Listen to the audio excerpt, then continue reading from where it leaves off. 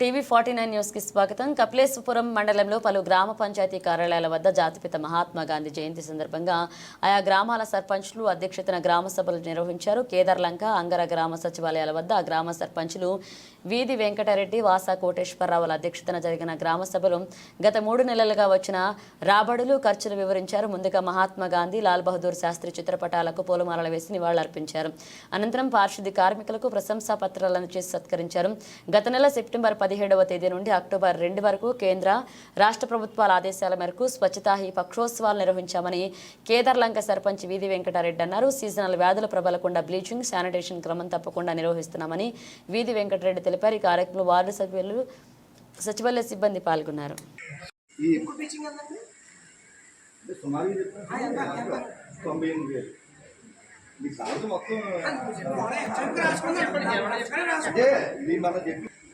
సుమారుగా 9,78,000 రూపాయలు ఇప్పుడు వచ్చిన షిఫ్టింగ్ ఫైనాన్స్లో మనకు ఖర్చు అయింది.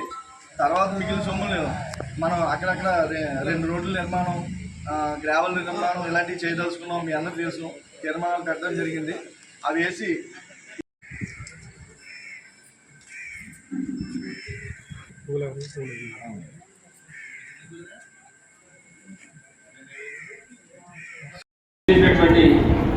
వేదికగా అందించిన మన కేదార్లంక ఎంపీటీసీ గారికి, అలాగే ఉప సర్పంచ్ గారికి, అలాగే మన కూటమి నాయకులందరికీ, అలాగే సచివాలయం ఉద్యోగస్తులకి, అంగన్వాడీ టీచర్లకి, పంచాయతీ సిబ్బందికి అందరికీ మహాత్మా గాంధీ 155 జయంతి సందర్భంగా అందరికీ నా ఉదయపూర్వక శుభాకాంక్షలు తెలుపుకుంటాను. ఎందుకంటే ఈరోజు మన గాంధీ గారి గురించి ఇంత గొప్పగా ఎందుకు చెప్పుకుంటామంటే, మన స్వతంత్రం రావడానికి ఎంతో కష్టపడి ఎన్నో త్యాగాలు చేసి మన స్వతంత్రం రావడానికి ముఖ్య కారకుడు ఎవరంటే మన మహాత్మా గాంధీ గారు. అందుకని ఈరోజు ఆయన జయంతి సందర్భంగా ఇవాళ మన పంచాయతీ కార్యక్రమం చేయడం చాలా సంతోషంగా ఉంది. ఎందుకంటే గ్రామ స్వరాజ్యమే బాటగా ఆయన ఎన్నో త్యాగాలు చేసి మన భారతదేశంలోనే పల్లెటూరులే పట్టుకొమ్మలనే ఉద్దేశంతో ఫస్ట్గా ఆయన తీసుకొచ్చిన వ్యక్తి ఎవరంటే మన మహాత్మా గాంధీ గారని మనం చెప్పుకుంటున్నాం. ఎందుకంటే ప్రజలందరూ ఐకమత్యంగా ఉండి మన గ్రామాన్ని అన్ని విధాల అభివృద్ధి పథంలో ముందుకు తీసుకురావాలని ఎన్నో కన్నా వ్యక్తి ఎవరంటే మన మహాత్మా గాంధీ గారిని మనం అందరం చెప్పుకుంటున్నాం.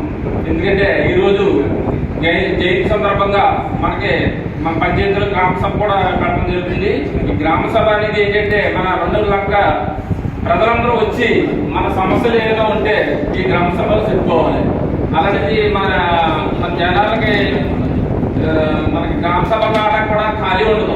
ఎందుకంటే ఆ సొంత పనులు ఎక్కువ, ఇంట్లో పనులు ఉంటాయి, వ్యవసాయం ఎన్నో గురించి మన గ్రామ సభలకు రావడానికి. ఇప్పుడే కాదు, నేను సర్పంచ్గా 4వ సంవత్సరం ఏ గ్రామ సభకే మన 2 గ్రామాల నుంచి ప్రజలు వచ్చేవారు కాదు. ఎప్పుడు గ్రామ సభ జరిగినా ఈ పంచాయతీ సిబ్బంది, వాలంటీర్లు, సచివాలయ సిబ్బంది తప్ప గ్రామంలో మరి ప్రజలు అనే వాళ్ళు ఎప్పుడు వచ్చేవారు కాదు. ఇప్పుడు కొత్త ప్రభుత్వం వచ్చింది, అయినా సరే వస్తారని కూడా ఫస్ట్ అయితే వచ్చారు. 2వ గ్రామ సభకి మాత్రం నాయకులు తప్ప గ్రామంలో ప్రజలు ఎవరు రాలేదు.